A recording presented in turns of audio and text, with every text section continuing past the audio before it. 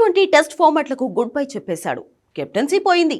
ఇక మిగిలిందల్లా వన్డే జట్టులో ప్లేస్ మాత్రమే. ఆసీస్ గడ్డపై వన్డే సిరీస్ లో ఆడుకుంటే అది కూడా గల్లంతే. ఇది రోహిత్ శర్మపై ఇటీవల వినిపించిన కామెంట్స్. దీనికి తగ్గట్టే తొలి వన్డేలో హిట్ మ్యాన్ ఫ్లాప్, రెండో వన్డేలో మాత్రం మంచి ఇన్నింగ్స్ ఆడాడు. ఇక మూడో వన్డేలో మాత్రం విశ్వరూపమే చూపించాడు. వన్డే ఫార్మాట్ కు తగ్గట్టు చక్కని సెంచరీతో దుమ్ము రేపాడు.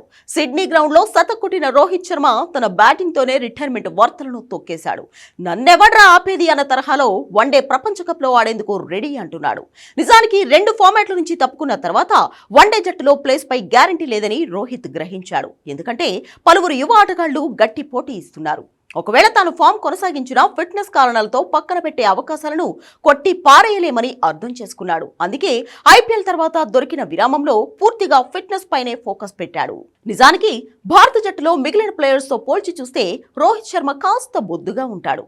ఈ బరువుతో గ్రౌండ్ లో ఎప్పుడూ విమర్శలు ఎదుర్కొన్నప్పటికీ అప్పుడప్పుడు బయట ట్రోల్స్ మాత్రం ఎదురయ్యాయి. ఇటీవల రోహిత్ ను చూసిన చాలా మంది షాక్ అయ్యారు.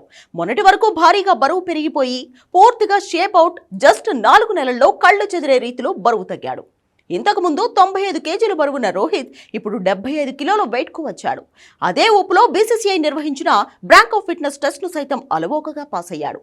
ఇదంతా వచ్చే ప్రపంచ కప్ ఆడాలన్న లక్ష్యంతోనే రోహిత్ చేయగలిగాడు. ఇక రిటైర్ అయిపోవచ్చు, యువ ఆటగాళ్ల పోటీని తట్టుకోవడం కష్టమే అంటూ పలు విమర్శలు కూడా వచ్చిన వేళ రోహిత్ వారందరికీ తన బ్యాటింగ్ తోనే సమాధానం ఇచ్చాడు. సిడ్నీలో రోహిత్ బ్యాటింగ్ చూసిన వారెవరైనా అతని హిట్టింగ్ కెపాసిటీ గురించి ప్రశ్నించలేరు. ముఖ్యంగా జంపా బౌలింగ్ లో లాంగ్ ఆఫ్ మిడ్ వికెట్ మీదుగా కొట్టిన సిక్సర్లు హైలైట్ గా నిలిచాయి. అలాగే డేప్ స్క్వేర్ లెగ్ మీదుగా హిట్ మ్యాన్ బాదిన సిక్సర్లు కూడా అద్భుతమే. ఏ ఇన్నింగ్స్ తో వన్డే కెరియర్ లో 33వ సెంచరీ అందుకున్న రోహిత్ పలు రికార్డుల మోత మోగించాడు. అంతర్జాతీయ క్రికెట్ లో 50 సెంచరీలు పూర్తి చేసుకోవడంతో పాటు ఆసీస్ గడ్డపై సచిన్ అత్యధిక సెంచరీల రికార్డును సమన్ చేశాడు. అలాగే వన్డేలో ఆసీస్ పై అత్యధిక సెంచరీల రికార్డును సైతం సమన్ చేశాడు.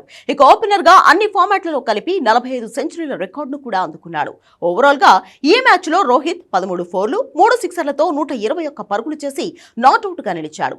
ఈ ఇన్నింగ్స్ తో 2027 వరల్డ్ కప్ ఆడేందుకు తాను రెడీగా ఉన్నానంటూ సంకేతాలు ఇచ్చాడు.